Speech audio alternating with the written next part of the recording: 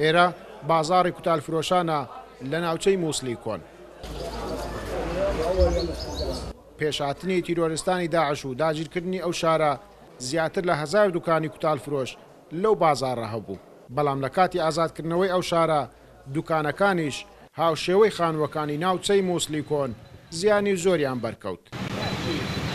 ئیدارەی ئەو شارە وەک یەکەم هەنگاوی بۆ ئاوەدانکردنەوەی ناوچەی مووسڵی کۆن و گەڕانەوەی دانیشتوانەکەی بۆ سەرماڵەکانیان چەند مانجێک بەر لە ئێستا دەستیان بە نوێژەنکردنەوەی دوکانەکانی بازاڕی کوتالفرۆشان کرد. بە ئامادەبوونی ژمارەیەکی زۆر لە فەرماندە سەربازیەکانی ئەو شارە بە فەرمی بازاڕی کوتالفرۆشانی ناوچەی مووسڵی کۆن کرایەوە. هذا السوق يضم آلاف المحلات. ئەم بازارە هەزاران دوکان لە خۆ دەگرێت.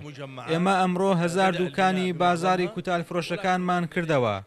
بەکردنەوەی ئەم بازارەش هەلی کار بۆ سەدان هاوڵاتی دەرەخسێ. جگە لە مەشکردنەوەی ئەم بازارە دەبێتە هاندەرێکی باش بۆ گەڕانەوەی خێزانەکانی ناوچەی مووسڵی کۆن.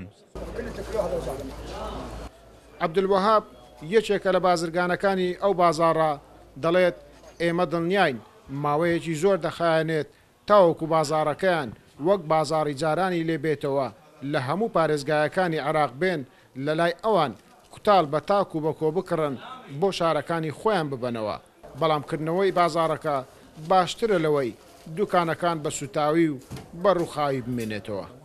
أهل المنطقة ما حد راجع لا بس المحلات فقط. خەڵکی ئەم ناوچانە کەس نەگەڕاونەتەوە، بەس خاوەن دوکاندارەکان گەڕاونەتەوە. ئێمە دڵنیاین بازارەکەمان ماوەیەکی زۆری پێویستە تاوەکو وەکو جارانی لێبێتەوە، چونکە جاران لە هەموو پارێزگایەکانی عێراق دەهاتنە لای ئێمە کوتالیان دەکڕی.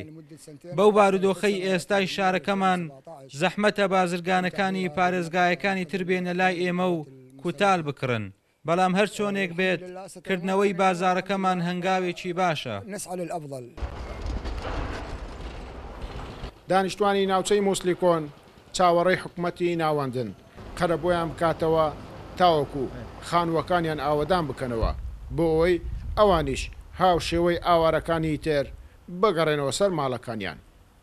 ناوچەی مووسڵی کۆن خانووەکانی تاوەکو ئێستا هەر بە وێرانی ماونەتەوە و دانیشتوانەکەشی لە ئاوارەی ژیان بەسەر دەبن.